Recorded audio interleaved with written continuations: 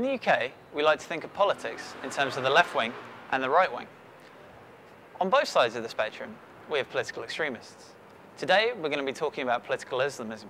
When we think of political Islamism, or radical Islam, we tend to think of the terrorist attacks which have happened on the West in the last 10 years, notably in New York, London, and Madrid. However, as an ideology, it's been growing and evolving since the 1920s. The 1920s is seen by historians as the beginning of a time of political revivalism within the religion of Islam. In a British setting, the ideology of fighting in the name of Islam, or jihad, really became a threat in the late 1980s and early 1990s. Young Muslims began to feel a kindred spirit with Muslims all over the world who were fighting against what they saw as struggles in places such as Afghanistan, Bosnia, and Chechnya. From feeling aggrieved by what they saw, these people began to feel that the West was responsible. All of a sudden, the West became the enemy, and that ideology of hatred towards the West began to find a home in certain radical mosques around the country. These radical mosques became synonymous with preachers such as Abu Hamza. In the mid-90s, Hamza and a group of violent followers took control of the Finsbury Park Mosque. The Finsbury Park Mosque is especially notorious when we think of the type of people that passed through it. People such as Zaccharis Moussaoui, who would be arrested in America shortly before the 9/11 attacks and then tried as a conspirator afterwards, and Richard Reed, who was the British shoe bomber. There was also a growth of membership in groups like Hizb ut-Tahrir.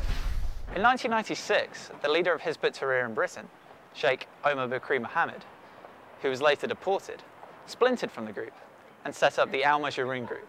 Al-Majroon had connections with all of the 7/7 bombers. After the 9/11 attacks and the subsequent Allied forces invasion of Afghanistan, there began to be a shift in talking in various Islamist circles in the UK. Violent Islamists began to advocate attacking British interests on UK soil. Terror cells became live throughout the country. Some were operating independently, and some had connections with the Al-Qaeda network in Pakistan and Afghanistan. This led to the 7/7 attacks. After 7/7, political Islamism became a live topic for debate in a way that it certainly hadn't been before. There were all sorts of calls for groups such as Al-Majroon to be banned. They were banned. Tony Blair, Prime Minister at the time, also advocated banning Hizb ut-Tahrir. However, they were allowed to continue, and they still have many members all around the UK today.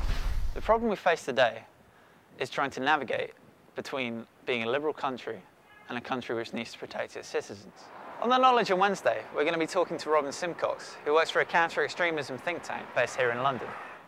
However, to really solve this issue, we need more debate, and we need questions coming from all angles about what should be done to mitigate what is a very real and very violent and very dangerous threat.